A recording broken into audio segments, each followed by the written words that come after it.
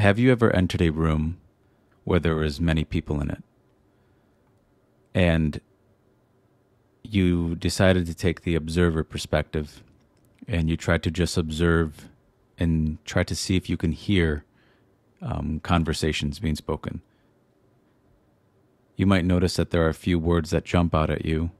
You might catch a few words here and there, but you don't actually know what's happening because it feels like things are being thrown at you. And then if you back out even more and you try not to listen, but just try to hear the room, you will hear what sounds like white noise. And when we speak, we are trying to be heard and listened to. But what Neville is telling us through his work is that the true ear of God is within. And so God listens to what I say with my invisible lips, not with the ones I use physically. And this has been said so many times that people who pray, a lot of religious people will pray outwardly. And whoever can say the words in this strong and powerful way with their voice, they think God will hear them because they think God is outside of them. And so what we actually want is for our inner words to be listened to. We are seeking the ear of life to hear us. But we don't need to use our physical lips to be heard. And it says that those who pray that way, outwardly, they receive their reward. So they do get what they want, which is to hear their own words, to feel like they're being seen praying. That's what they want. And they receive it. And so this societal man, or the outer man, which is really just a makeup of ideas given to you by society, you can put a bunch of these parts together and you create an avatar of sorts. But this mental person, or this thing, is seeking a savior outside of itself. And so man is always walking through life actually trying to find God. But he's always seeking outside of him. And so we're looking for an ear, or we're looking for our own voice, or we're looking for our own power, or we're looking for our own ownership, because it's not until you feel that you have complete ownership over your imagination that you will feel responsible for what you put in it, because you need ownership to feel responsible.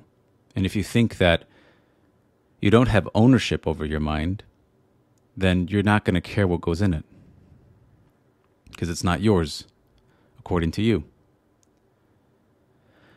And so this societal man gets filled with ideas on what he thinks he is and should be. And what society does is that it gives you a few feelings to accept, a few feelings you're allowed to have. And I would actually, as I said, feel beyond reason. So I'm telling you to feel beyond whatever your society has given you.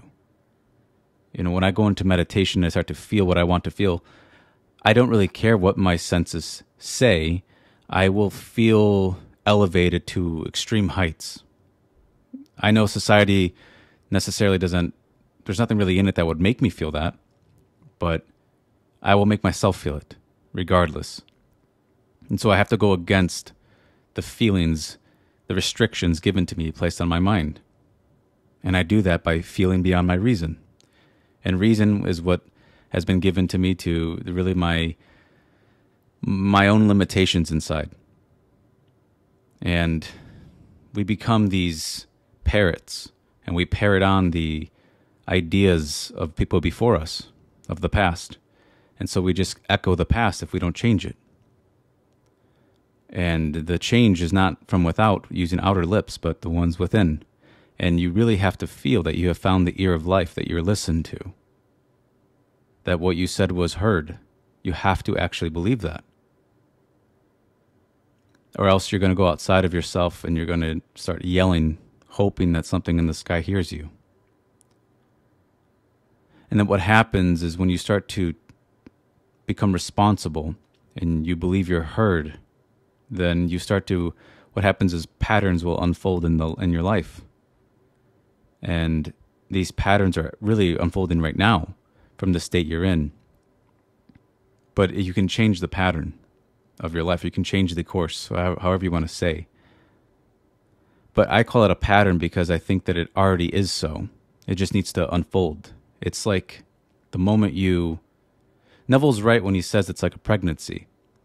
That the moment you start to, what you do is you create a mental you, and then you believe in it, and that's what gives it reality. And then this mental you will push its way out. It will express itself like a baby. It will come out of its womb. But you are the womb, and you're the one who impregnates yourself. You do both. That's what consciousness does. Now, it symbolizes itself here in this world as a physical symbol. But to imagination, it's both. It's the conception and the conceiver. They become one. Well, in this case, it's my mental me, and I become one with it. And so I give reality to what is imaginary. But if I become that which was once imaginary, then imagination does create reality. And so I would have to assume at the end of the day that I am made of all imagination if I became what was just simply imaginary. And so I have to, again, create a mental me and believe in it. And the parroting of old stories has to cease. And the safety and the freedom to explore one's mind will start to grow, and you'll start to go into different areas that you otherwise felt off limits. Maybe in my case, I felt that forgiveness and respect and love was off limits to me.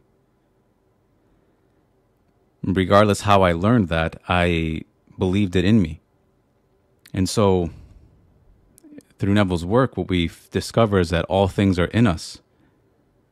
And the question that needs to be asked is my suffering in me as well?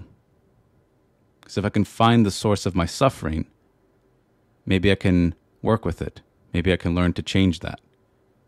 But if I don't see that it's coming from within me, and I think it's something external to me, independent of me, then I will feel powerless.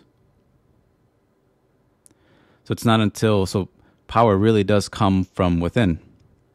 And again, this goes back to responsibility and ownership of one's mind. I had a friend once say that it's truly the one responsibility we do have, which is what we put in our minds. And he's right. It is our responsibility for what we put in, but we have to feel ownership over it. We have to feel like we have ownership over whatever words we want to speak inside ourselves. And we have to feel that we're heard. And then we change the course of our lips, and then we stop parodying the past.